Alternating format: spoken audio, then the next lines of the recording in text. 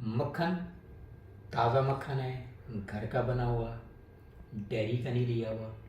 ये निखार चाय डालकर मक्खन से मैं रोज़ाना नाश्ता भी करता हूँ।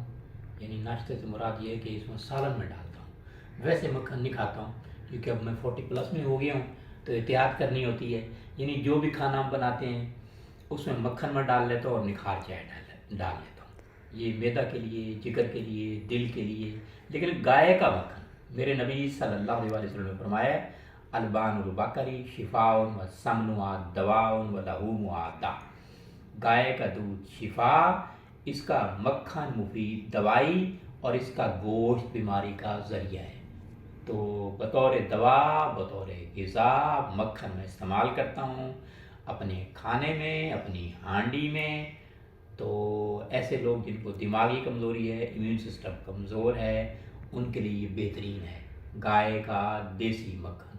लेकिन मिल जाए आपको, आजकल असल चीज़ मिलना भी बड़ी मुश्किल की बात है। कराची से पेशावर, पेशावर से क्वेटा तक जाएं तो बैर आयत और हदीस भी लिखी होती है, हाज़ा मिन फज़ली रब्बी। और जो है सुबह सुबह कवाली लगाते हैं, सुबह सुबह कवाली, गाने नुमा कवाली लगाते हैं।